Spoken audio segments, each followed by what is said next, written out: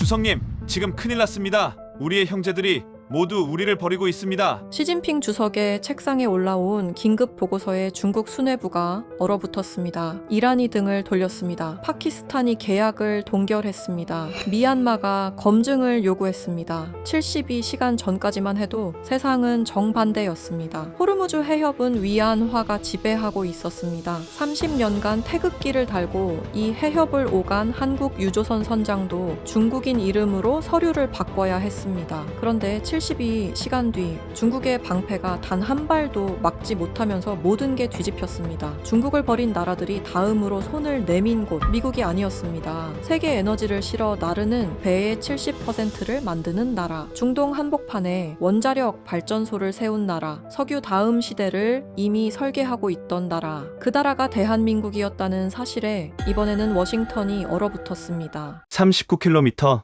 전 세계 원유의 20%가 빠져나가는 바닷길의 가장 좁은 구간이 고작 39km입니다. 서울에서 수원까지의 거리예요. 그 좁은 물목을 저는 30년 동안 오갔습니다. 1000번도 넘게. 저는 박도현입니다. 올해 61, 30만 톤급 원유 운반선 한라호의 선장이죠. 태풍 한복판을 뚫은 적도 있고, 소말리아 해적이 쏜 총알이 선교 유리를 깬 적도 있고, 이라크전 때는 미사일이 날아다니는 해협을 그대로 통과한 적도 있습니다. 그런 저한테 바다는 한 번도 무서운 적이 없었어요. 그날 밤 전까지는, 그날 밤 제가 무서웠던 건 파도가 아니었습니다. 해적도 아니었어요. 제가 한국 사람이라는 게 무서웠습니다. 그런 일은 30년 바다 생활에서 처음이었어요. 그날 밤 11시쯤이었습니다. 한라호는 오만만을 지나 호르무즈 해협 진입수로에 접어들고 있었어요. 사우디에서 실은 원유 200만 배럴, 돈으로 따지면 한 척에 2천억 원어치를 싣고 울산으로 향하는 길이었죠. 평소라면 아무것도 아닌 항해입니다. 이 수로는 제 손바닥 같은 길이에요.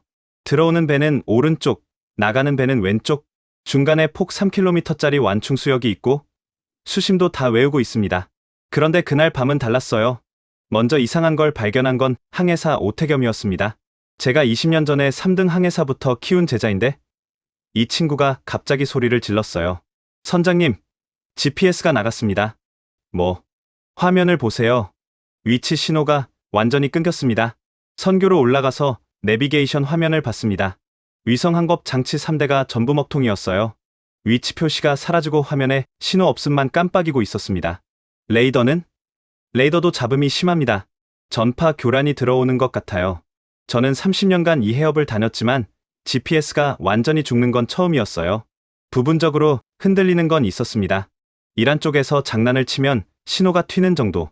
하지만 위성 항법 3대가 동시에 죽고 레이더까지 교란되는 건 전혀 다른 차원의 문제였어요. AIS는? 오태겸이 선박 자동 식별 장치를 확인했습니다. AIS는 살아 있습니다. 그런데 선장님, 주변 선박 정보가 이상해요. 화면을 봤습니다. 호르무즈 해협을 지나는 유조선이 보통 하루에 수십 척인데 그 목록에 뜨는 선박들의 소유주 정보가 거의 다 중국 국적이었어요. 이게 말이 돼? 여기 지나는 배가 전부 중국 배일 리가 없는데 저도 이상해서 확인 중입니다. 그때 위성 전화기가 울렸습니다. 서울 본사 구자경 상무였어요. 새벽에 직접 전화를 건다는 건 보통 일이 아닙니다. 도현아, 구자경 상무는 저보다 3살 아래지만 해운 업계에서 30년을 함께 구른 사이입니다. 그 사람이 저한테 이름을 부를 때는 상황이 심각하다는 뜻이에요. 자경아, 지금 GPS가 전부 나갔어. 무슨 일이야? 알고 있어. 지금 호르무즈 통과하는 우리 배 전부 같은 상황이야. 전부. 한라호만이 아니야. 우리 회사 배 7척이 지금 해협 안팎에 있는데 전부 위성 항법이 먹통이야. 다른 한국 해운사도 마찬가지고. 도대체 왜? 구자경 상무가 한숨을 쉬었습니다. 이란이 해협 통제를 시작했어. 위안화 결제 선박만 호위하고 나머지는 사실상 방치야. GPS 교란도 이란 쪽에서 의도적으로 하는 거라는 분석이야. 위안화 결제? 이란이 선언을 했어. 달러로 결제된 에너지는 해협을 통과할 수 없다. 위안화로 결제한 선박만 안전하게 호위하겠다고. 저는 귀를 의심했습니다. 그게 무슨 소리야? 이 해협은 국제수로잖아. 특정 통화로 결제한 배만 통과시킨다는 게 말이 돼. 말이 되든 안 되든 이란이 그렇게 하고 있어. 혁명수비대, 고속정이 해협 입구에 깔려 있고 위안화 결제 선박 아니면 검문을 받아야 해. 검문에 걸리면 며칠씩 억류당하는 배도 있어. 저는 이맛살을 찌푸렸습니다. 그래서 뭐 어쩌라고? 구자경 상무가 잠시 말을 멈추더니 아주 낮은 목소리로 말했습니다. 도연아, AIS 선주 정보를 중국인으로 바꿔라. 뭐라고? 선박 소유주 정보를 중국인 이름으로 입력하라는 거야. 홍콩에 중개업자가 있는데 위안화 통행증 서류를 만들어줘. 선원 명부에도 중국인 이름 몇 개 넣고. 자경아, 지금 진심으로 하는 말이야? 우리만 하는 게 아니야. 일본 배도 하고 있고 유럽 배도 하고 있어. 지금 이 해협 진화는 비중국 선박 절반 가까이가 AIS를 위조하고 있다고. 저는 입을 다물었습니다. 아까 AIS 화면에서 봤던 그 중국 국적 선박들, 그게 다 위조였던 겁니다. 한국 배도, 일본 배도, 노르웨이 배도 전부 중국인 행세를 하면서 이 해협을 빠져나가고 있었어요. 자경아, 나는 30년 동안 태극기를 달고 이 바다를 다녔어. 한 번도 국적을 속인 적이 없어. 나도 알아. 그런데 도연아, 이 배에 원유 200만 배럴이 실려 있어. 2천억 원어치야.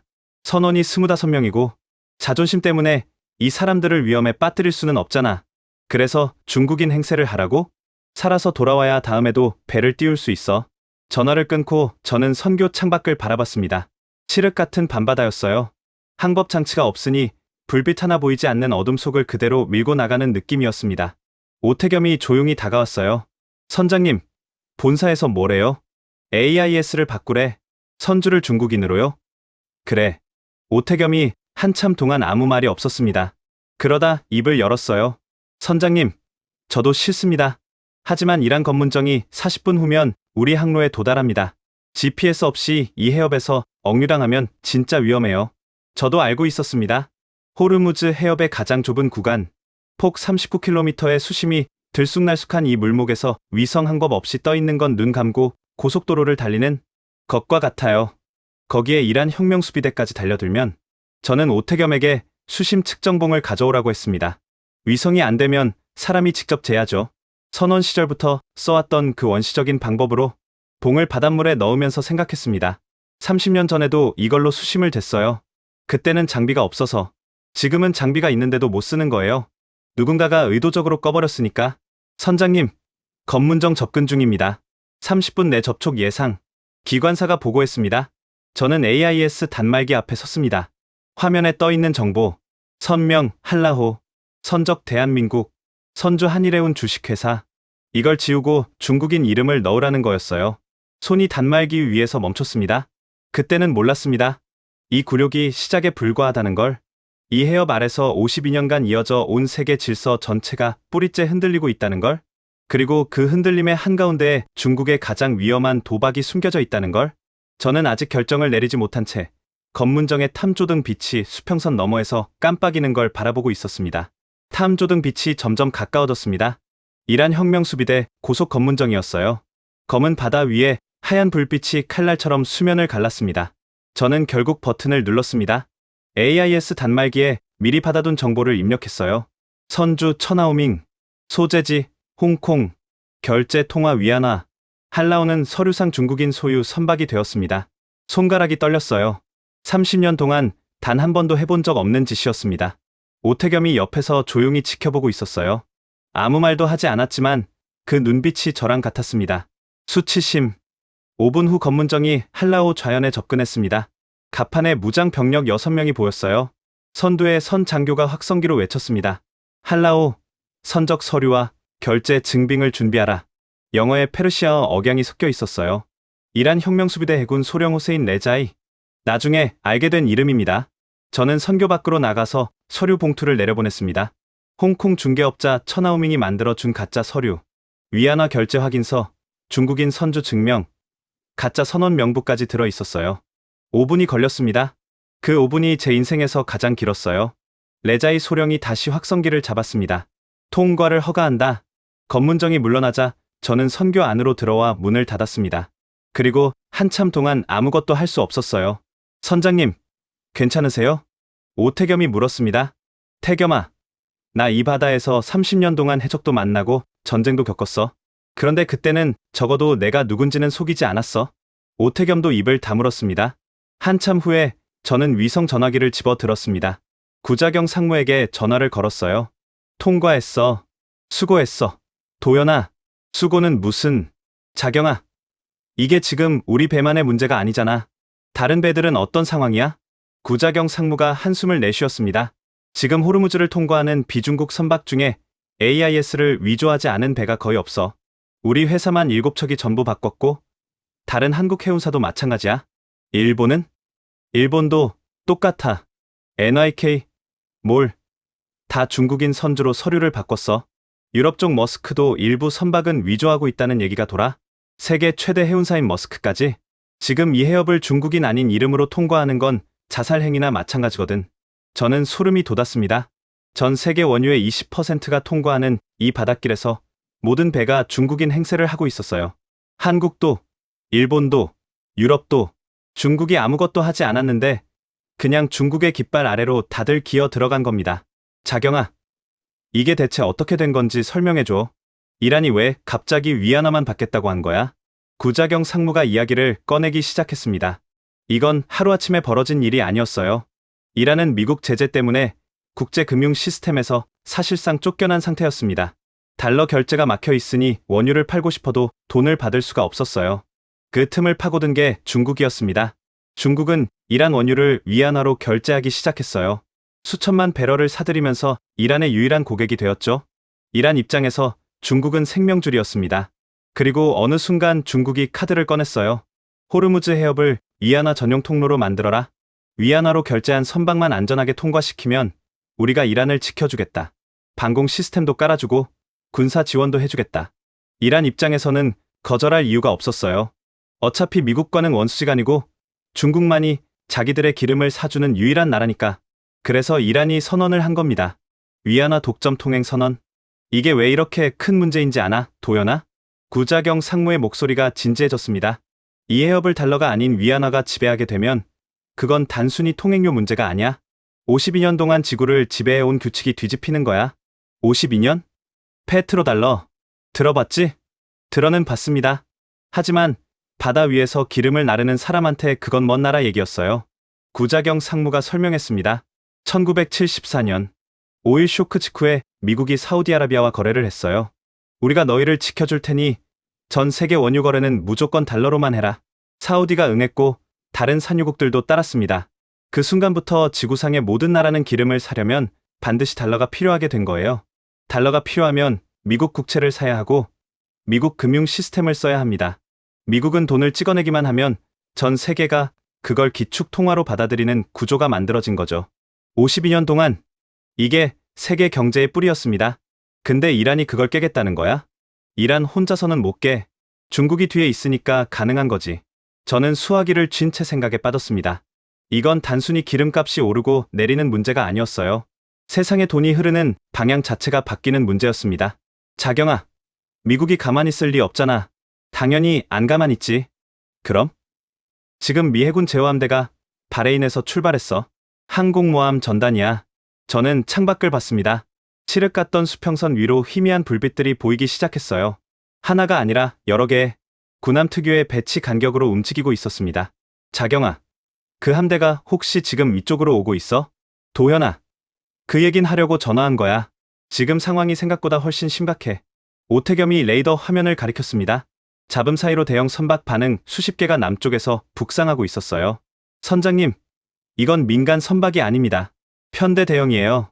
저는 구자경 상무에게 물었습니다. 이게 무슨 뜻이야? 미국이 이란을 그냥 놔둘 생각이 없다는 뜻이야? 그리고 중국이 이란에 방공 시스템을 깔아줬다는 소문이 사실이면 이건 미국 대 이란이 아니야. 미국 대 중국이야. 우리 같은 민간 선박은? 구자경 상무가 말을 멈췄어요. 그 침묵이 대답이었습니다. 전화를 끊고 저는 선교 한가운데 서서 두 가지를 동시에 바라봤습니다. 앞쪽에는 호르무즈 해협의 좁은 출구, 뒤쪽에는 점점 가까워지는 군함 편대의 불빛. 우리는 그 한가운데에 끼어 있었어요. 중국인 행세를 한 한국 배가 미국 함대와 이란 사이에서. 그때는 몰랐습니다. 그 군함들이 이 해협에 도달하고 정확히 72시간 후에 중국이 이란에 깔아줬다는 그 자랑스러운 방공 시스템의 진짜 정체가 드러나게 된다는 걸. 그리고 그 결과는 전 세계 누구도 예상하지 못한 것이었습니다. 한라호가 호르무즈 해협을 빠져나온 건 새벽 4시쯤이었습니다. 오만만에 열린 바다로 나오자 그제야 숨이 좀 트이더군요. 하지만 머릿속은 오히려 더 복잡해졌어요. 위성 전화기를 내려놓으려는데 낯선 번호로 전화가 걸려왔습니다. 캡틴 박? 영어였어요. 여자 목소리. 누구십니까? 로런 켈러한, 미국 에너지부 소속 분석관입니다. 기억하시죠? 기억났습니다. 7년 전 바레인에서 열린 해상 안보 합동 훈련에서 만난 사람이었어요. 당시 미 해군과 한국 민간 선박간 긴급 통신 프로토콜을 만드는 프로젝트였는데 로런이 에너지 수송 안보 분야 자문으로 참여했었죠. 똑똑하고 직설적인 사람이었습니다. 한국 음식을 좋아해서 바레인의 한국 식당에서 된장찌개를 같이 먹은 기억이 나요. 로런, 오랜만이네. 이 시간에 무슨 일이야? 캡틴, 지금 호르무즈를 통과했죠? 어떻게 알았어? 우리는 이 해협을 지나는 모든 주요 유조선을 추적하고 있어요. 한라오의 AIS 정보가 갑자기 중국인 소유로 바뀐 것도 알고 있습니다. 가슴이 철렁했어요. 캡틴, 탓하려는 게 아니에요. 지금 이 해협의 비중국 선박 40% 이상이 같은 짓을 하고 있다는 거 알아요. 당신만의 문제가 아닙니다. 그럼 왜 전화한 거야? 당신에게 알려줘야 할 게 있어서요. 지금 워싱턴이 완전히 뒤집혔거든요. 로런의 목소리가 낮아졌습니다. 캡틴, 이란의 위안화 통행 선언. 이건 이란이 혼자 결정한 게 아니에요. 그건 나도 짐작하고 있어. 중국이 뒤에 있는 거잖아. 짐작이 아니라 확실해요. 우리가 입수한 정보에 따르면 이건 베이징이 최소 3년 전부터 준비한 작전입니다. 작전이라고? 네. 단순히 이란 원유를 위안화로 사는 수준이 아니에요. 호르무즈 해협 자체를 위안화 영역으로 만들려는 거예요. 전 세계 원유의 20%가 지나는 이 병목을 중국이 통화적으로 장악하면 어떻게 되겠어요? 저는 잠시 생각했습니다. 달러의 지위가 흔들린다? 정확해요. 캡틴, 페트로달러 체제가 뭔지는 아시죠? 오늘 밤에 이미 한번 들었어. 그럼 더 깊은 얘기를 해드릴게요. 로런이 설명을 이어갔습니다. 페트로달러 체제는 단순히 기름을 달러로 사는 게 아니었어요. 그 뒤에는 훨씬 거대한 구조가 있었습니다. 산유국들이 원유를 팔아서 번 달러를 어디에 넣냐? 미국 국채에 넣습니다. 미국은 그 돈으로 군대를 유지하고 세계 경찰 노릇을 해요. 그 군대가 다시 산유국을 지켜주죠. 돈이 돌고 돌면서 미국이 세계의 중심에 서는 구조. 52년간 단 한 번도 깨지지 않은 규칙이었습니다. 이 규칙을 깨려고 한 사람이 과거에 없었던 건 아니에요. 로런의 목소리가 의미심장했어요. 이라크의 사담 후세인이 원유 결제를 유로로 바꾸겠다고 했죠? 그 후에 어떻게 됐는지 아시잖아요. 전쟁. 리비아의 카다피도 아프리카 통합 통화를 만들어서 달러를 대체하겠다고 했어요. 그것도 전쟁. 맞아요. 달러 결제 체제를 건드린 지도자는 예외 없이 제거됐어요. 52년간 단 한 번의 예외도 없었습니다. 그런데 이번에는 상대가 달라요. 이란 뒤에 중국이 있거든요. 중국은 이라크도 아니고 리비아도 아니에요. 핵무기를 가진 유엔 안보리 상임이사국이고 세계 2위 경제대국이에요. 그래서 미국이 고민하는 거야? 고민이 아니에요, 캡틴. 미국은 이미 결정했어요. 뭘 결정했는데? 군사 옵션을 검토 중입니다. 저는 숨을 멈췄습니다. 로런, 그게 무슨 뜻인지 알고 하는 말이야? 호르무즈에서 군사 행동을 하면 국제 유가가 어떻게 되는지 알잖아. 알아요. 하지만 워싱턴 입장에서는 위안화가 호르무즈를 장악하는 게 유가 폭등보다 더 무서운 거예요. 52년짜리 체제가 무너지면 달러의 기축통화 지위가 끝나거든요. 그건 미국이라는 나라의 존재 기반이 흔들리는 거예요. 그러면 우리 같은 민간 선박은 어떻게 되는 거야? 잠시 침묵이 흘렀습니다. 캡틴, 그래서 전화한 거예요. 당분간 호르무즈 근처에 얼씬거리지 마세요. 로런, 우리는 원유를 실어 나르는 사람이야. 호르무즈를 안 지나면 한국에 기름이 안 들어가. 알아요. 하지만 지금 이 해협은 화약고예요. 성냥 하나만 그으면 터져요. 성냥은 누가 긋는데? 그건 아직 모르겠어요. 하지만 하나 확실한 건 있어요. 로런의 목소리가 더 낮아졌습니다. 중국이 이란에 방공 시스템을 깔아줬어요. 러시아제도 아니고 중국이 독자 개발했다는 최신형이에요. 이란은 이걸 믿고 미국한테 덤비는 거예요. 그 방공 시스템이 그렇게 대단해? 중국은 그렇다고 주장해요. 미국의 스텔스기까지 잡을 수 있다고. 사거리 400km에 동시 추적 가능한 목표 200개. 투입 예산이 공식적으로만 1조 원이 넘어요. 1조 원짜리 방공 시스템이면 꽤 무시무시한데? 맞아요. 만약 이게 진짜라면 미국도 쉽게 못 건드려요. 그래서 펜타곤이 머리를 싸매고 있는 거예요. 저는 물었습니다. 만약 그게 가짜라면? 로런이 웃었어요. 하지만 유쾌한 웃음은 아니었습니다. 만약 가짜라면? 그러면 이라는 종이 갑옷을 입고 미국 앞에 선격이죠. 전화를 끊고 저는 해도를 펼쳤습니다. 호르무즈 해협, 페르시아만, 아라비아해. 이 바닷길 위에 52년간 쌓아올린 세계 질서가 놓여 있었어요. 그리고 지금 그 위에서 미국과 중국이 체스를 두고 있었습니다. 우리 같은 유조선은 체스판 위에 졸에 불과했어요. 오태겸이 커피를 가져왔습니다. 선장님, 로런이 뭐래요? 군사행동이 임박했다는 거야. 그리고 중국이 이란에 방공 시스템을 깔아줬는데 그게 진짜인지 가짜인지가 관건이래. 중국제 방공 시스템이요? 성능이 어떤데요? 1조 원짜리란다. 스텔스기까지 잡는다고. 오태겸이 고개를 갸웃했어요. 선장님, 저 해군 출신이라 방공 시스템에 대해 좀 아는데요. 1조 원이면 러시아제 S-400 수준인데 중국이 독자적으로 그런 걸 만들어 본 적이 있나요? 글쎄, 실전에서 증명된 적이 있어요? 그것도 모르겠어. 오태겸이 조심스럽게 말했습니다. 선장님, 중국 무기가 실전에서 어떤 성적을 냈는지 아는 사람은 거의 없어요. 왜냐하면 중국은 최근 수십 년간 전쟁을 한 적이 없거든요. 무기 성능이 진짜인지 아닌지는 결국 실전에서만 알 수 있습니다. 그 실전이 곧 벌어질 수도 있다는 거잖아. 네. 그리고 만약 그 시스템이 허풍이었다면? 오태겸이 말을 멈췄습니다. 그 뒤의 말은 하지 않아도 알았어요. 이란은 끝장이고 호르무즈 해협은 전쟁터가 되고 우리 같은 유조선은 그 불바다 한복판에 갇히는 겁니다. 저는 커피를 한 모금 마시고 시계를 봤습니다. 그때가 새벽 5시. 그로부터 정확히 72시간 후에 그 답이 나왔습니다. 중국의 1조 원짜리 방공 시스템의 진짜 실력이 전 세계 앞에서 드러난 겁니다. 그리고 그 결과를 확인한 순간 저는 이 30년 바다 인생에서 한 번도 느껴보지 못한 감정을 느꼈습니다. 분노도 아니고 공포도 아니었어요. 허탈함이었습니다. 72시간 후 한라운은 오만 살랄라항에 임시 대피 정박해 있었습니다. 공습 상황이 종료되면 울산으로 출항할 예정이었어요. 밤 10시쯤이었습니다. 선실에서 쉬고 있는데 오태겸이 문을 두드렸어요. 선장님, 지금 당장 선교로 오셔야 합니다. 무슨 일이야?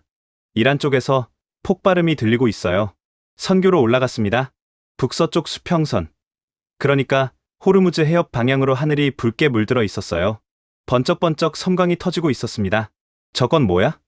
공습인 것 같습니다. 오태겸이 무전 주파수를 돌렸어요. 여러 채널에서 아수라장이 벌어지고 있었습니다. 아랍어, 페르시아어, 영어가 뒤섞인 다급한 교신들. 그중 영어 교신 하나가 귀에 꽂혔습니다. 타깃 알파 무력화 확인. 타깃 브라보 접근 중. 방공 반응 없음. 반복한다. 방공 반응 없음. 방공 반응 없음. 저는 오태겸과 눈이 마주쳤어요. 선장님, 방공 반응이 없다고 했어요. 중국이 깔아줬다는 그 시스템이. 조용히 해. 더 들어보자. 무전이 계속됐습니다. 웨이브 2 진입. 대공 사격 전무. 이란. 방공망 완전 침묵. 반복. 완전 침묵. 완전 침묵. 1조 원짜리 방공 시스템이 단 한 발도 쏘지 못하고 있었습니다. 10분 후. 20분 후. 30분 후. 계속 같은 보고가 이어졌어요. 타깃 찰리 무력화. 타깃 델타 무력화. 방공 교전 기록 제로. 30분 만에 끝났습니다. 나중에 알게 된 사실이지만 그 30분 동안 미국과 이스라엘 연합군은 이란의 핵심 군사시설 12곳을 정밀 타격했어요. 이란 혁명수비대 최고 사령부도 포함돼 있었습니다. 이란 수뇌부가 전멸했어요. 30분 만에 중국이 자랑하던 방공 시스템은 미사일 한 발 요격하지 못했습니다. 레이더가 적기를 탐지조차 못한 거예요. 스텔스기를 잡는다던 그 시스템이 일반 전투기도 발견하지 못했어요. 공습이 끝나고 1시간쯤 지나서 로런 켈러한에게 전화가 왔습니다. 캡틴, 뉴스 봤어요? 뉴스가 아니라 직접 봤어. 수평선이 불바다였어. 캡틴, 지금부터 하는 말은 녹음하지 마세요. 알았어. 펜타곤이 공습 후 분석을 시작했는데 지금 난리가 났어요. 왜? 중국 방공 시스템이 왜 작동하지 않았는지 초기 분석이 나왔거든요. 고장이었어? 고장이 아니에요. 처음부터 작동할 수 없는 물건이었어요. 무슨 뜻이야? 로런이 숨을 한번 크게 내쉬었습니다. 캡틴, 그 레이더 안에 핵심 부품이 빠져 있었어요. 핵심 부품이 빠져 있었다고? 네. 겉은 멀쩡해요. 페인트도 번드르르하고 안테나도 돌아가고 콘솔에 불도 들어와요. 근데 속이 비어 있는 거예요. 차로 치면 엔진 없는 자동차인 거죠. 시동 소리는 나는데 바퀴가 안 굴러가는. 그게 어떻게 가능해? 그게 지금 펜타곤이 머리를 싸매는 이유예요. 아무리 그래도 이건 국가 대 국가 간 무기 거래잖아요. 예산이 공식적으로만 1조 원이 넘게 투입된 프로젝트인데 속이 비어 있다? 이건 기술력 부족이 아니에요. 그러면 뭔데? 로런의 목소리가 차가워졌습니다. 부패예요. 조직적이고 구조적인 부패. 로런이 설명한 내용은 이랬습니다. 중국 국방 예산은 중앙에서 하달되면 여러 단계를 거쳐 실제 연구소와 공장에 도달해요. 그런데 그 과정에서 각 단계의 책임자들이 돈을 빼먹는 겁니다. 군장성이 떼고, 당 간부가 떼고, 프로젝트 책임자가 떼고, 하청업체가 또 떼고. 캡틴, 우리 분석에 따르면 1조 원의 예산 중에서 실제 연구 개발에 도달한 금액은 100억 원도 안 돼요. 100분의 1? 네. 나머지 9,900억은 중간에서 전부 증발한 거예요. 저는 할 말을 잃었습니다. 근데 어떻게 그게 들통이 안 나? 시뮬레이션을 조작해요. 컴퓨터 화면에서는 미사일이 멋지게 날아가서 목표물을 맞히는 거죠. 시험 발사 영상도 편집합니다. 진짜 발사를 하되 조건을 조작해서 성공률을 높이거나 아예 성공 장면만 골라서 보고서를 올리는 거예요. 그 보고서가 최고 지도부까지 올라가는 거야? 네.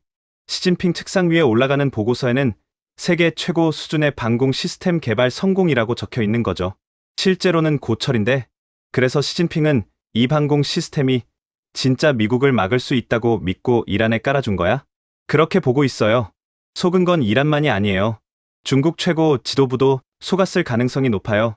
저는 오태겸을 봤습니다. 어젯밤에 태겸이가 한 말이 떠올랐어요. 중국 무기가 실전에서 증명된 적이 없다는 말. 증명된 적이 없는 게 아니라 증명될 수가 없었던 거예요. 처음부터 가짜였으니까. 로런, 이게 방공 시스템만의 문제야? 좋은 질문이에요, 캡틴. 아니에요. 이건 중국 국방산업 전체의 구조적 문제예요. 전체? 네. 우리가 파악하기로는 이런 부패 구조가 방공 시스템에만 있는 게 아니에요. 미사일도, 전투기도, 군함도 예산이 투입되면 중간에서 빠져나가는 구조가 똑같아요. 그럼 중국 군대가 통째로 종이 호랑이라는 거야? 전부라고 단정할 수는 없어요. 하지만 최소한 이번에 드러난 건 이거예요. 중국은 자기 동맹국한테도 고철을 팔았다는 거죠. 오태겸이 끼어들었습니다. 선장님, 이게 군사 분야만의 문제가 아닐 수도 있어요. 무슨 뜻이야? 중국 반도체 산업에서도 비슷한 일이 있었거든요. 정부가 반도체 자립을 위해 수조 원을 쏟아부었는데 그 보조금을 받은 회사 중에 간판만 바꾼 요식업체나 의료회사가 있었어요. 전기차 보조금도 마찬가지고요. 팔지도 않은 차를 팔았다고 허위 신고해서 보조금을 타갔어요. 그게 다 같은 구조라는 거야? 네. 위에서 돈이 내려오면 중간에서 빠져나가는 거, 보고서만 번드르르하게 올리는 거, 실제로는 아무것도 안 만들어지는 거, 이게 중국 시스템 전체에 걸쳐있는 병이에요. 저는 수평선을 바라봤습니다. 아까까지 불타오르던 하늘이 서서히 어둠으로 돌아가고 있었어요. 1조 원을 들여서 만든 방공 시스템이 고철이었다. 이란은 그걸 믿고 미국한테 덤볐다가 30분 만에 수뇌부가 전멸했다. 이건 단순한 군사적 패배가 아니었어요. 중국이라는 나라의 시스템 자체에 구멍이 뚫려 있다는 증거였습니다. 그리고 그 구멍 위에 세워진 위안화 패권의 꿈도 함께 무너지고 있었어요. 로런, 마지막으로 하나만 물어볼게. 네. 미국도 이 결과에 놀랐어? 솔직히? 네. 펜타곤 수뇌부도 당황했어요. 이렇게까지 안 될 줄은 몰랐다고. 최소한의 저항은 있을 거라고 예상했는데 진짜 제로였으니까. 방공 반응 제로? 네. 완전한 제로. 전화를 끊고 저는 선실로 내려왔습니다. 침대에 누웠지만 잠이 올 리가 없었어요. 30분 만에 한 나라의 군사 지도부가 사라졌다. 그들이 믿었던 방패는 처음부터 없었다. 방패를 만들어줬다는 나라는 돈만 챙기고 빈 껍데기를 넘겼다. 이게 국가 간의 신뢰라는 건가? 중국이 이란의 한 짓을 생각하니 아까 제가 당한 굴욕이 다른 의미로 다가왔어요. 위안화 통행증, 중국인 행세, 우리가 중국의 깃발 아래로 들어가야만 살 수 있다고 했던 그 구조. 그런데 그 깃발의 실체가 이거였어요. 고철. 오태겸이 커피를 가지고 선실 문을 두드렸습니다. 선장님, 잠이 안 오시죠? 태겸아. 나 30년 동안 바다에서 별걸 다 봤는데 이런 건 처음이야. 어떤 게요? 동맹국한테 고철을 팔아먹는 나라. 그러고도 뻔뻔하게 세계 패권을 차지하겠다는 나라. 오태겸이 자기 핸드폰을 꺼내 보여줬어요. 선장님, 이것 좀 보세요. 지금 인터넷에서 난리가 났는데요. 화면에는 속보들이 쏟아지고 있었습니다. 미 이스라엘 연합 공습, 이란 핵심 시설 타격, 이란 방공망 완전 무력화, 중국제 시스템 의문, 국제유가 급등, 브렌트유 40% 폭등. 하지만 가장 눈길을 끈 건 그 다음 날부터 나오기 시작한 뉴스였습니다. 사흘 후 중국에서 믿을 수 없는 소식이 들려왔어요. 중국 국방과학의 최고 원사 3명이 하루아침에 역사에서 지워졌습니다. 이름도, 업적도, 사진도 마치 처음부터 존재하지 않았던 사람들처럼. 중국 공정원이라는 곳이 있습니다. 중국 최고의 과학기술 엘리트들이 모인 기관이에요. 여기서 원사로 선정된다는 건 중국 과학계에서 가장 높은 자리에 올랐다는 뜻입니다. 평생의 업적을 인정받는 최고 영예죠. 그런데 공습이 있고 사흘 후 이 중국 공정원 홈페이지에 짤막한 공고문 하나가 올라왔습니다. 그리고 3명의 원사 프로필이 통째로 삭제됐어요. 이름도, 사진도, 논문 목록도, 수상 경력도 전부. 로런 켈러한이 이 소식을 전해줬습니다. 캡틴, 중국이 움직이기 시작했어요. 무슨 움직임? 숙청이에요. 그것도 아주 특이한 방식에. 로런이 보내준 자료를 확인했습니다. 삭제된 3명의 원사는 각각 이런 사람들이었어요. 첫 번째, 조기경보기와 디지털 레이더의 핵심 설계자, 중국 방공 시스템의 눈을 만든 사람입니다. 적기가 날아오면 가장 먼저 발견하는 그 레이더? 이번에 이란에서 아무것도 탐지하지 못한 바로 그 장비를 설계한 사람이에요. 두 번째, 미사일 유도 제어 시스템 총괄. 레이더가 적을 발견하면 미사일이 날아가서 맞춰야 하잖아요. 그 미사일이 목표물을 정확히 추적하게 만드는 유도 장치를 책임진 사람입니다. 이란에서 미사일이 단 한 발도 날아가지 않은 건 이 시스템 자체가 작동하지 않았기 때문이에요. 세 번째, 핵무기 공학과 전략 무기 발사 기술의 최고 권위자, 방공을 넘어서 중국의 전략 무기 전체를 아우르는 사람이었습니다. 방공의 눈, 타격의 손, 전략의 머리. 이 3명이 동시에 지워진 거예요. 로런, 숙청이야 중국에서 흔한 일 아냐? 시진핑이 집권하고 나서 수만 명을 잡아들였잖아. 캡틴, 이번은 달라요. 2가지가 이상해요. 뭐가? 첫째, 죄명이 없어요. 죄명이 없다고? 네. 보통 중국에서 숙청하면 부패 혐의든 뭐든 죄명을 붙여요. 국민한테 보여주기 위해서라도. 근데 이번엔 아무런 설명이 없어요. 공고문 한 줄 올리고 끝. 왜 삭제했는지, 무슨 혐의인지 아무 말이 없어요. 둘째는 관련 기사가 전부 삭제됐어요. 중국 인터넷에서 이 3명의 이름을 검색하면 아무것도 안 나와요. 검색어 자체가 차단됐어요. 웨이보에서 이름을 치면 관련 법률에 따라 검색 결과를 표시할 수 없습니다라는 메시지만 뜹니다. 이름 자체를 지워버린 거야? 네. 마치 이 사람들이 처음부터 존재하지 않았던 것처럼 만드는 거예요. 중국에서는 이걸 기억 삭제라고 불러요. 저는 소름이 돋았습니다. 이 3명이 이란에 납품한 방공 시스템의 책임자들이야? 정확해요.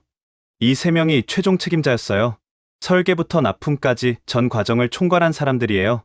오태겸이 옆에서 듣고 있다가 입을 열었습니다. 선장님, 그러면 이 3명이 예산을 빼돌린 장본인인 건가요? 로런이 대답했어요. 단순하지 않아요. 이 3명이 직접 돈을 빼돌렸을 수도 있고 위에서 시킨 대로 했을 수도 있어요. 중국 국방 예산 착복 구조는 한두 사람이 아니라 시스템 전체가 연루돼 있거든요. 그러면 왜 이 3명만 잡아요? 희생양이 필요하니까요. 시진핑 입장에서 생각해보세요. 자기가 직접 승인한 방공 시스템이 세계 앞에서 고철로 드러났어요. 누군가 책임을 져야 하잖아요. 그게 자기일 수는 없으니까. 저는 고개를 끄덕였습니다. 그래서 죄명도 안 붙인 거야. 재판을 하면 진짜 구조가 드러나니까. 맞아요, 캡틴. 재판을 하면 돈이 어디로 갔는지 추적해야 하잖아요. 그러면 군 장성들, 당 간부들, 어쩌면 시진핑 측근들까지 줄줄이 엮여요. 그걸 방지하려고 조용히 지워버리는 거예요. 죄명 없이 사라지는 게 재판보다 무섭네. 중국에서는 그래요. 공개 재판은 그래도 기록이 남잖아요. 이렇게 지워지면 아예 기록 자체가 없는 거예요. 가족들도 말을 못해요. 물어보면 자기들도 위험하니까. 오태겸이 한숨을 쉬었습니다. 미쳤다. 나라를 위해 평생 일한 과학자들을 이렇게 버리는 거야? 태겸아, 이게 중국 시스템이야. 잘 되면 당의 공로, 잘못되면 개인의 책임. 저는 로런에게 물었습니다. 이 숙청으로 끝나는 거야? 아니에요. 이게 시작이에요, 캡틴. 지금 중국 군부 내부가 공포 상태래요. 다음이 누구일지 모르니까 추가 숙청 소문이 파다하게 돌고 있어요. 군부가 동요하면 뭐가 달라져? 전부 다 달라져요. 지금 중국 군 장성들이 제일 걱정하는 게 뭔지 알아요? 미국이 아니에요.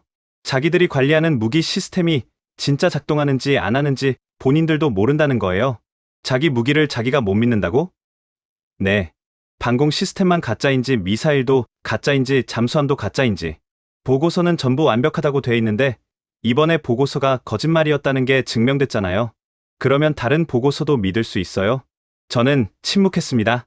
이건 중국 혼자만의 문제가 아니었어요. 중국의 군사력을 전제로 세워진 모든 계산이 틀어지는 거였습니다. 이란은 중국의 방패를 믿고 미국한테 덤볐다가 30분 만에 무너졌어요. 그 방패가 고철이었으니까. 그런데 이란만 중국을 믿은 게 아니잖아요. 호르무즈 해협의 위안화 통행 선언도, 달러 체제에 대한 도전도 전부 중국의 힘을 전제로 한 것이었어요. 그 힘의 실체가 빈 껍데기였다면?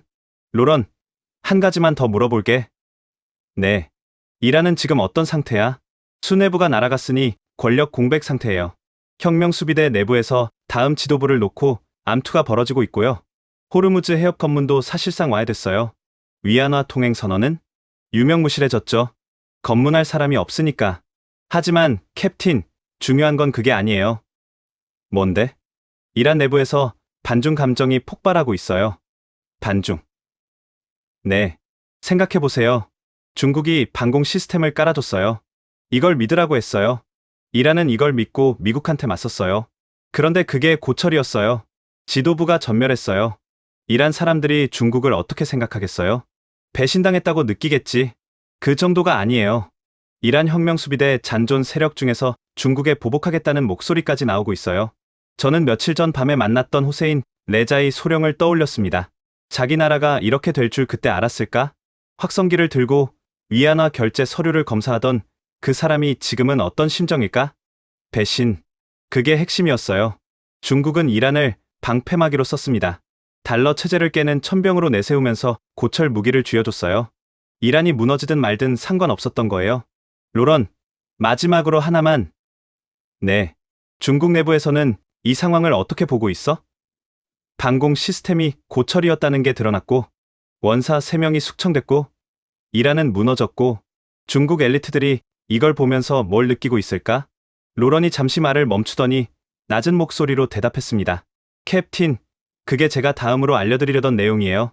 중국 고위 관료들의 행동이 아주 흥미로워요. 어떻게? 입으로는 미국을 이기겠다. 중화민족의 위대한 부흥이다. 이런 말을 하면서요. 하면서 자기 자녀와 재산은 전부 미국으로 빼돌리고 있어요. 전화를 끊고 저는 한참 동안 천장을 바라봤습니다. 입으로는 항미, 돈은 친미. 그 말이 머릿속에서 떠나지 않았어요. 다음날 아침, 로런이 파일 하나를 보내왔습니다. 캡틴, 이건 공식 문서가 아니에요. 우리 쪽에서 수년간 추적한 데이터를 정리한 거예요. 공개적으로 유통되면 안 되는 자료입니다. 파일을 열어봤습니다. 제목은 단순했어요. 중국 고위층 해외 자산 이전 현황. 읽으면서 저는 눈을 의심했습니다. 중국 공산당 중앙위원과 그 가족들의 해외 자산 규모가 정리돼 있었어요. 미국 부동산, 영국 부동산, 호주 부동산, 캐나다 부동산, 스위스 은행 계좌, 케이맨 군도 페이퍼 컴퍼니. 숫자가 상상을 초월했습니다. 로런, 이 숫자가 진짜야? 검증된 것만 넣었어요. 실제로는 훨씬 많을 거예요. 이 사람들이 입으로는 미국을 이기겠다고 하면서 돈은 미국에 넣어두고 있다고? 돈만이 아니에요. 자녀들 보세요. 파일을 더 넘겼습니다. 중국 고위 관료 자녀들의 유학 현황이었어요. 하버드, 스탠퍼드, MIT, 옥스퍼드, 캠브리지. 미국과 영국의 최고 명문대학의 중국 권력층 자녀들이 빼곡했습니다. 영주권은? 미국 영주권, 호주 영주권, 캐나다 영주권. 자녀뿐만 아니라 손주까지 서방 국적을 갖고 있는 경우도 있어요. 저는 쓴웃음이 났습니다. 이 사람들이 진심으로 중국이 미국을 이길 수 있다고 믿으면 이러겠어? 그게 핵심이에요, 캡틴. 이건 보험이에요. 체제가 무너지면 자기 가족은 살겠다는 보험. 체제가 무너질 수 있다고 본다는 거잖아. 본인들이 가장 잘 알죠. 안에서 보면 밖에서 보는 것보다 훨씬 심각하니까. 오태겸이 옆에서 파일을 같이 보다가 한마디 했어요. 선장님, 이거 배에 비유하면 선장이 승객한테는 안전하다고 방송하면서 본인은 몰래 구명보트에 짐을 싣고 있는 거잖아요. 정확한 비유였습니다. 중국이라는 거대한 배의 선장들이 승객한테는 우리 배는 절대 안 가라앉는다고 외치면서 자기 가족은 구명보트에 태워놓고 있는 거예요. 그 배에 탄 14억 승객은 아무것도 모른 채 로런, 그러면 위안화 통행 선언도 이 맥락에서 봐야 하는 거야? 맞아요. 위안화로 달러를 대체하겠다는 건 중국의 국가 전략이에요. 하지만 그 전략을 실행하는 사람들 본인이 위안화를 안 믿는 거예요. 자기 돈은 전부 달러로 바꿔서 미국에 넣어두잖아요. 입으로는 위안화 패권, 주머니에는 달러. 정확해요. 저는 이 대목에서 머리가 복잡해졌습니다. 며칠 전만 해도 이 문제가 저한테는 먼 나라 얘기 같았어요. 미국이고 중국이고 페트로달러고 저는 그냥 기름을 실어 나르는 사람이었으니까. 그런데 이제 다르게 보이기 시작했습니다. 로런, 지금 이 상황이 우리한테, 그러니까 한국한테 어떤 의미야? 캡틴, 그 질문을 하실 줄 알았어요. 로런의 목소리가 진지해졌습니다. 한국은 세계에서 5번째로 원유를 많이 수입하는 나라예요. 그리고 그 원유의 70% 이상이 중동에서 옵니다. 전부 이 호르무즈 해협을 통과하고요. 그건 나도 알아. 30년 동안 그 기름을 실어 날랐으니까. 그러면 이것도 아시겠네요. 지금 국제 유가가 공습 이후 40% 넘게 폭등했어요. 40%? 네. 브렌트유 기준으로요. 호르무즈가 불안정하다는 것만으로 이 정도예요. 만약 해협이 완전히 봉쇄되면 유가는 2배, 3배까지 뛸 수 있어요. 저는 계산을 했습니다. 머리가 아닌 몸으로. 유가가 40% 오르면 한국의 에너지 수입 비용이 연간 수십조 원 늘어나요. 그 부담은 고스란히 국민한테 갑니다. 기름값이 오르고 전기료가 오르고 물가가 오르는 거예요. 그게 끝이 아니에요. 캡틴. 더 있어? 중국이 위안화 통행 선언을 공식적으로 이용하면 미국이 중국에 2차 금융 제재를 가할 명분이 생겨요. 무슨 제재? 중국 주요 국유 은행들을 스위프트에서 퇴출시키는 거예요. 그리고 해외에 있는 중국 자산을 동결하고. 그게 한국이랑 무슨 상관이야? 한국 기업들이 중국이랑 거래를 하잖아요. 중국 은행이 스위프트에서 잘리면 결제가 안 돼요. 무역이 멈추는 거예요. 저는 의자에 등을 기댔습니다. 에너지가 끊기는 것도 문제, 중국과의 무역이 멈추는 것도 문제, 양쪽 다 한국의 생명줄이에요. 그러면 한국은 어떻게 해야 해? 그게 지금 전 세계가 고민하는 질문이에요. 미국 편을 들면 에너지 공급이 불안해지고 중국 편을 들면 미국 제재에 걸리고 양쪽 다 안 들면 양쪽한테 다 맞고. 오태겸이 물었습니다. 그러면 답이 없는 거예요? 답이 없는 건 아니에요. 로런이 잠시 말을 멈추더니 의미심장하게 말했어요. 답은 양쪽에 끼이지 않는 거예요. 자기만의 카드를 갖는 거죠. 자기만의 카드? 네. 에너지를 남한테 의존하지 않을 수 있는 카드. 이 해협이 막혀도 살아남을 수 있는 카드. 그런 카드가 한국한테 있어? 로런이 웃었어요. 캡틴, 그걸 물어보시는 거예요? 세계 최대 LNG 운반선을 만드는 나라가? 중동에 원자력 발전소를 수출한 나라가? 수소 경제 로드맵을 세계에서 제일 먼저 발표한 나라가? 저는 멈칫했습니다. 한국한테 그런 카드가 있다고? 있는 정도가 아니에요. 한국은 이미 패를 쥐고 있어요. 다만 본인들이 그 패가 얼마나 강한지 모르는 것 같아요. 전화를 끊고 저는 오태겸과 마주 앉았습니다. 태겸아, 로런이 한국한테 카드가 있다고 했어. 어떤 카드요? LNG 운반선, 원전 수소, 이런 것들. 오태겸이 고개를 끄덕였어요. 선장님, 저도 그 생각을 하고 있었어요. 우리가 30년 동안 이 해협에서 기름을 실어 날랐잖아요. 근데 왜 기름만 나르고 있는 거죠? 무슨 뜻이야? 세계에서 배를 제일 잘 만드는 나라가 한국이에요. 세계에서 원전을 수출하는 나라가 몇이나 돼요? 한국이 하잖아요. 수소 기술도 한국이 앞서가고 있고요. 오태겸이 창밖을 바라보며 말했습니다. 이 해협이 불안정해지면 전 세계가 석유 의존에서 벗어나려고 할 거예요. LNG로, 원전으로, 수소로. 그 전원에 필요한 기술과 장비를 누가 만들어요? 저는 대답하지 않았습니다. 대답할 필요가 없었어요. 그때 서울에서 전화가 왔습니다. 구자경 상무가 아니었어요. 해양수산부 쪽에서 연락이 왔습니다. 박도연 선장님이시죠? 네. 귀국하시면 한번 뵙고 싶습니다. 드릴 말씀이 있어요. 무슨 일인데요? 지금 호르무즈 상황과 관련해서 정부 차원에서 대응 방안을 논의하고 있습니다. 현장 경험이 있는 분의 의견이 필요합니다. 저는 잠시 생각하다가 대답했어요. 알겠습니다. 다음 항차 전에 귀국하겠습니다. 전화를 끊고 오태겸을 봤습니다. 태겸아, 서울에서 부르네. 뭐래요? 호르무즈 대응 방안을 논의하겠다고. 오태겸이 살짝 미소를 지었어요. 선장님, 혹시 우리가 30년 동안 이 바다에서 기름만 나른 게 아니라 뭔가 더 중요한 걸 쌓아온 건 아닐까요? 뭔 소리야? 경험이요. 이 해협을 가장 잘 아는 사람들이 한국에 있잖아요. 세계에서 가장 많은 원유를 이 바닷길로 실어 나른 나라가 한국이에요. 그 경험이 지금 이 순간에 필요한 거 아닌가요? 저는 아무 말도 하지 않았습니다. 하지만 가슴이 뛰기 시작했어요. 30년간 이 바다에서 기름을 나르면서 한 번도 생각해 본 적 없었습니다. 이 경험이 무기가 될 수 있다는 걸. 그런데 며칠 후 서울에서 들은 이야기는 제 상상을 훨씬 뛰어넘었습니다. 한국이 이미 쥐고 있는 패가 이렇게까지 강력할 줄은 정말 몰랐어요. 일주일 후, 저는 서울에 있었습니다. 세종대로의 한정부 청사회의실, 해양수산부, 산업통상자원부, 국방부 관계자들이 모여 있었어요. 저 같은 민간 선장이 이런 자리에 불려온 건 처음이었습니다. 회의를 주재한 건 에너지안보기획단의 윤세아 단장이라는 분이었어요. 50대 초반의 여성으로 에너지 분야에서 잔뼈가 굵은 사람이라고 들었습니다. 박도연 선장님, 호르무즈 현장 경험을 직접 듣고 싶어서 모셨습니다. GPS 교란 상황, 위안화 통행 선언 이후의 해상 분위기, AIS 위조 실태, 현장에서 겪은 그대로 말씀해 주세요. 저는 그날 밤 있었던 일을 처음부터 끝까지 말했습니다. GPS가 죽은 것, 수심 측정봉을 손에 쥐고 항해한 것, 중국인 선주로 서류를 위조한 것, 검문정의 탐조 등 빚, 구자경 상무의 전화. 회의실이 조용해졌어요. 선장님, 솔직하게 여쭤보겠습니다. 지금 호르무즈 해협이 한국 선박에게 안전한 곳입니까? 아닙니다. 앞으로 나아질 가능성은요? 솔직히 모르겠습니다. 이란 수뇌부가 무너진 후 검문 체계가 와야 됐다고 하는데 그게 오히려 더 위험할 수도 있어요. 질서라도 있으면 예측이 되는데 무질서 상태에서는 뭐가 튀어나올지 모르거든요. 윤세아 단장이 고개를 끄덕였습니다. 선장님이 현장에서 느끼신 게 정확합니다.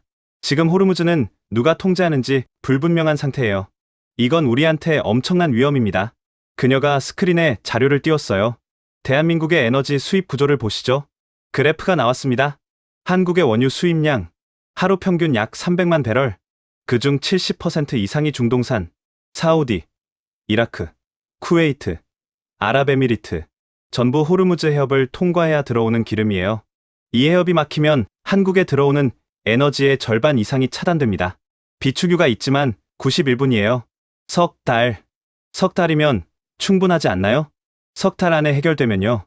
하지만 이번처럼 구조적인 문제라면? 미중 대립이 장기화되고 해협이 수개월 불안정해지면 90일은 순식간이에요. 저는 이맛살을 찌푸렸습니다. 그래서 대안이 있습니까? 윤세아 단장이 미소를 지었어요. 처음 보는 미소였습니다. 사실은 그 얘기를 하려고 선장님을 모셨습니다. 스크린의 자료가 바뀌었어요. 첫 번째, LNG 운반선. 화면에 거대한 선박 사진이 떴습니다. 한국 조선소에서 건조된 LNG 운반선. 전 세계 LNG 운반선의 70% 이상이 한국산입니다. 현대중공업, 삼성중공업, 하나오션. 이 세 곳이 세계 시장을 장악하고 있어요. 그건 알고 있습니다. 울산에서 출항하는 배 중에 LNG선이 꽤 있거든요. 선장님, 이게 왜 중요한지 아세요? 호르무즈가 불안해지면 전 세계가 석유 의존도를 줄이려고 해요. 대안이 뭡니까? 천연가스예요. 미국 셰일가스, 호주 LNG, 카타르 LNG. 이걸 실어 나르는 배를 누가 만들어요? 한국이요. 맞아요. 에너지 전환이 빨라질수록 한국 조선소의 수주가 폭발합니다. 지금도 수주 잔량이 3년치가 밀려 있어요. 호르무즈 사태 이후 발주 문의가 2배로 늘었고요. 위기가 오히려 기회라는 건가요? 단순히 배를 많이 파는 차원이 아니에요. 전 세계 에너지 운송의 핵심 인프라를 한국이 쥐고 있다는 뜻이에요. 배가 없으면 가스를 실어 나를 수가 없잖아요. 두 번째 슬라이드가 넘어갔어요. 두 번째, 원자력 발전소. 아랍에미리트 바라카 원전 사진이 떴습니다. 한국이 아랍에미리트에 원전 사기를 수출한 거 아시죠? 뉴스에서 봤습니다. 이게 어떤 의미인지 아세요? 중동 산유국들이 자기들도 석유에만 의존하면 안 된다는 걸 알고 있어요. 석유가 언젠간 끝나거든요. 그래서 원전을 짓고 있는 건데 그 원전을 지어줄 수 있는 나라가 전 세계에 몇이나 됩니까?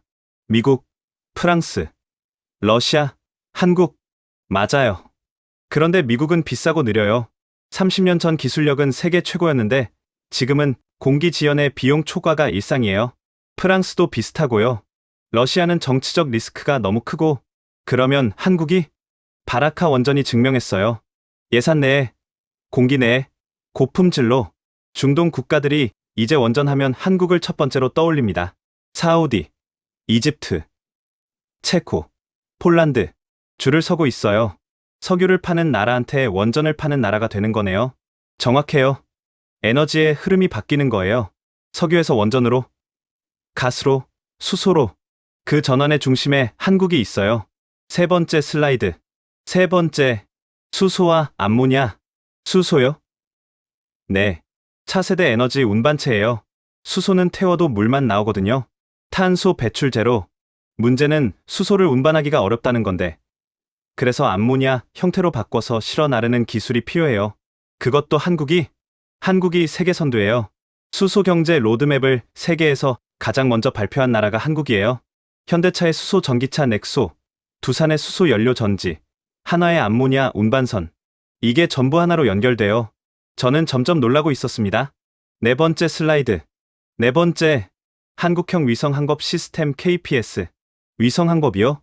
선장님이 호르무즈에서 GPS가 죽어서 수심 측정봉을 쥐셨다고 하셨잖아요. 미국의 GPS에 의존하면 이런 일이 벌어져요. GPS는 미국 군용 시스템이거든요.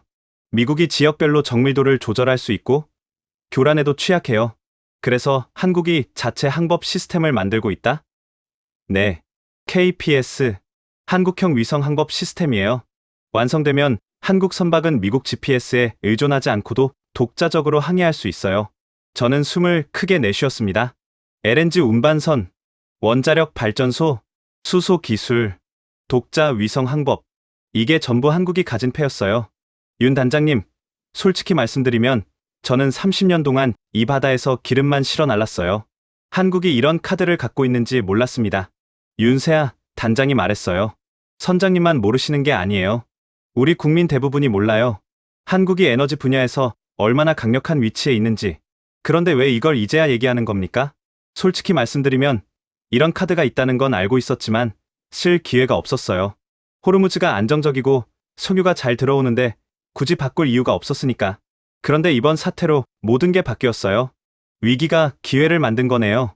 맞아요. 그래서 선장님한테 부탁드리고 싶은 게 있습니다. 뭡니까? 선장님의 30년 현장 경험과 호르무즈 해협에 대한 지식이 필요합니다. 에너지 수송 안보 자문을 맡아주실 수 있습니까? 저는 잠시 생각했습니다. 30년 동안 배를 몰았어요. 기름을 실어 날랐고 그게 제 인생의 전부라고 생각했습니다. 그런데 이 자리에서 깨달았어요. 제가 30년 동안 쌓은 건 단순히 항해 경험이 아니었습니다. 이 해협의 물살, 기후, 지정학, 검문 체계, 비상시 대응법, 이 모든 걸 몸으로 아는 사람이 한국에 몇이나 되겠어요? 하겠습니다. 회의가 끝나고 건물을 나서는데 핸드폰이 울렸어요. 로런 켈러안이었습니다. 캡틴, 큰일이에요. 또 뭔데? 중국이 마지막 카드를 꺼냈어요. 마지막 카드? 호르무즈를 우회하려고 해요. 파키스탄 과다르항을 통한 육상 루트를 가동시키겠다는 거예요. 그리고 로런의 목소리가 긴박해졌어요. 그리고 이란 잔존 세력이랑 접촉하고 있어요. 호르무즈를 다시 틀어주려는 거예요. 저는 서울 한복판에 서서 중동의 바다를 떠올렸습니다.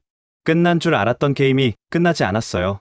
로런의 말을 듣고 저는 곧바로 윤세아 단장에게 연락했습니다. 윤 단장님, 중국이 과다르항 루트를 열겠다고 합니다. 그리고 이란 잔존 세력과 접촉 중이라고요? 저희도 파악하고 있습니다. 선장님, 내일 아침에 다시 한번 뵐 수 있을까요? 다음날 같은 회의실. 이번에는 사람이 더 많았습니다. 해군 장교도 보였고 외교부 관계자도 있었어요. 윤세아 단장이 스크린을 켰습니다. 중국의 과다르항 우회 루트입니다. 지도가 떴어요. 파키스탄 남서부 해안의 과다르항에서 중국 서부 신장 위구르까지 이어지는 육상 통로. 중국 파키스탄 경제회랑 1대1로의 핵심 프로젝트 중 하나였습니다. 중국의 의도는 이거예요. 호르무즈가 불안정하면 과다르항으로 원유를 받아서 육로로 중국까지 보내겠다. 해군 쪽에서 질문이 나왔어요. 현실성이 있습니까? 결론부터 말씀드리면 없습니다. 윤세아 단장이 숫자를 띄웠어요. 중국의 하루 원유 소비량은 1000만 배럴 이상입니다. 과다르항의 하역 능력과 파키스탄 내 파이프라인 용량을 다 합쳐도 하루 수십만 배럴이 한계예요. 중국이 필요한 양의 10분의 1도 안 돼요. 그런데 왜 시도하는 건가요? 두 가지예요. 첫째, 국내 여론용이에요. 우리한테 대안이 있다는 걸 보여줘야 하니까. 둘째, 시간 벌기예요. 시간을 벌어서 이란 잔존 세력과 새로운 거래를 하려는 거죠. 호르무즈를 다시 장악하려면 이란의 새 지도부가 들어서야 하잖아요. 중국은 그 새 지도부에 영향력을 행사하려고 지금 접촉하고 있는 겁니다.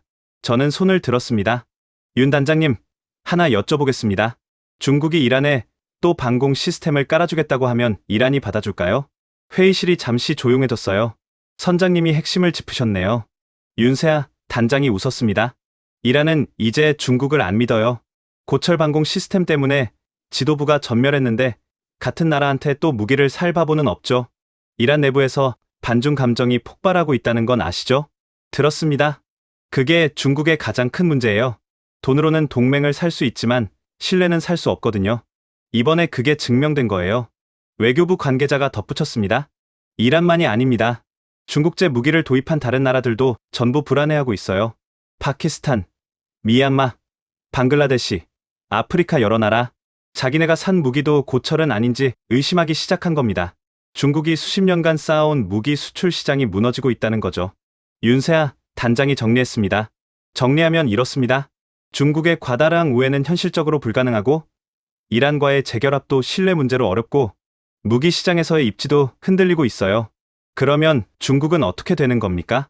바로 그게 오늘 논의할 핵심입니다. 스크린에 새로운 자료가 떴어요. 중국의 전략적 딜레마. 윤세아 단장이 설명을 시작했습니다. 중국한테 지금 두 가지 선택지가 있어요. 첫 번째, 위안화 통행 선언을 공식적으로 밀고 나간다.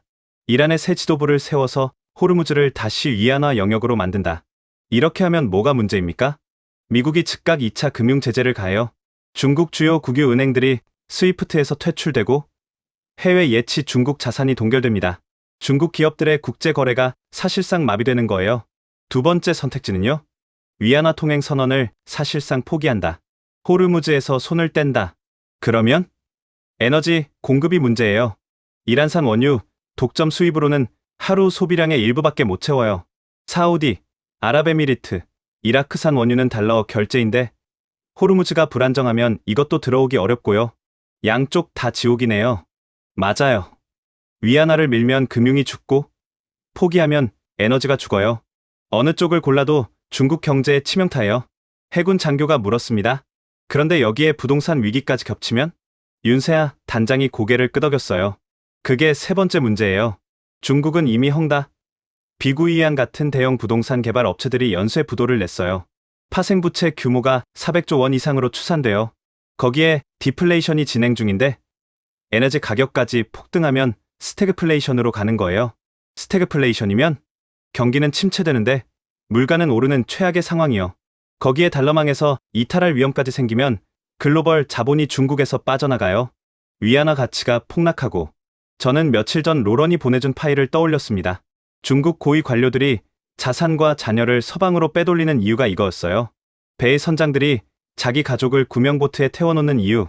이 배가 가라앉을 수 있다는 걸 자기들이 가장 잘 알고 있으니까. 그런데 윤 단장님, 한 가지 의문이 있습니다. 말씀하세요. 이란을 보세요. 종교 지도자들은 순교를 불사하잖아요. 나라가 무너져도 끝까지 싸우겠다는 신념이 있어요. 중국도 그런 가능성이 있지 않나요? 체제가 위험해지면 전면전까지 가는? 윤세아 단장이 고개를 저었어요. 선장님, 거기가 이란과 중국의 결정적 차이예요. 이란 지도부는 종교적 순교 이념으로 뭉쳐 있어요. 자기 목숨을 걸 수 있는 사람들이죠. 하지만 중국 지배층은 이익 집단이에요. 이익 집단. 네. 권력을 유지하는 이유가 신념이 아니라 이익이에요. 돈을 벌기 위해 권력을 쥐고 있는 거예요. 그런 사람들이 자기 파멸적인 전면전을 선택하겠어요? 자기 재산이 미국에 있는데? 회의실에 웃음이 번졌습니다. 쓴 웃음이었지만 결론을 말씀드리겠습니다. 윤세아 단장이 스크린을 정리했어요. 중국의 위안화 패권 도전은 사실상 실패했습니다. 방공 시스템의 실체가 드러났고 이란의 신뢰를 잃었고 내부 경제는 위기 상황이에요. 중국이 전면전을 선택할 가능성도 낮고요. 그러면 끝난 겁니까? 아니에요. 끝이 아니라 전환이에요. 전환. 페트로달러 체제가 52년 만에 처음으로 심각하게 흔들린 건 사실이에요. 위안화가 대안이 되지 못했다고 해서 달러가 예전 같은 지위를 유지하는 것도 아니에요. 세계는 지금 다통화 체제로 이행하고 있어요. 다통화 체제요? 하나의 통화가 지배하는 시대가 끝나가고 있다는 뜻이에요. 달러도, 위안화도, 유로도 단독으로는 세계를 지배하지 못해요. 여러 통화가 경쟁하고 공존하는 시대가 오고 있는 거죠. 그 시대의 한국은 윤세아 단장이 미소를 지었어요. 한국은 통화 패권을 가진 나라는 아니에요. 하지만 통화가 무엇이든 에너지는 운반되어야 하잖아요. 배가 있어야 하고, 발전소가 있어야 하고, 수소 기술이 있어야 해요. 결제를 달러로 하든 위안화로 하든 유로로 하든 LNG를 실어 나르는 배는 한국산이에요. 저는 그 순간 모든 게 하나로 연결되는 느낌을 받았습니다. 호르무즈에서 중국인 행세를 해야 했던 그 굴욕의 밤. 1조 원짜리 고철. 역사에서 지워진 세명. 입으로는 항미, 돈은 친미, 그리고 한국이 쥐고 있는 패. 이 모든 것이 하나의 큰 그림이었어요.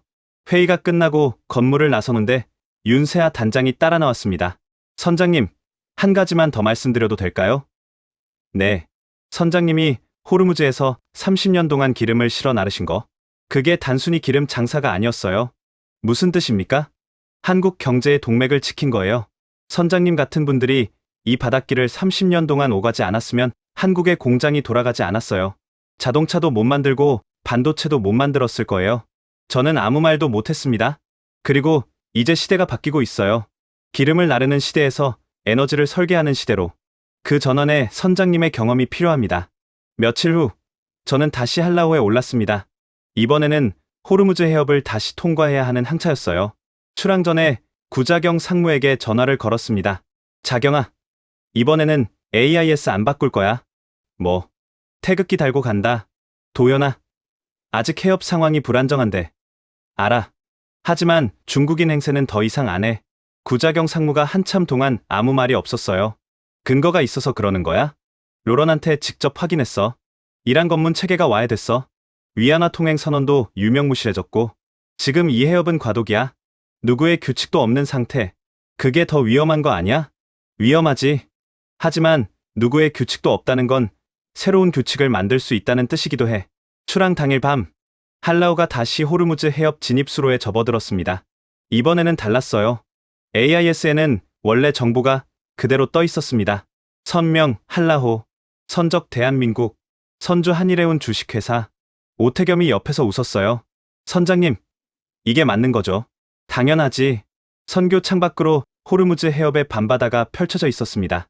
이 해협의 가장 좁은 구간, 39km, 전 세계 원유의 20%가 지나는 이 물목을 저는 30년 동안 1000번 넘게 오갔어요. 태풍도, 해적도, 전쟁도 다 겪었습니다.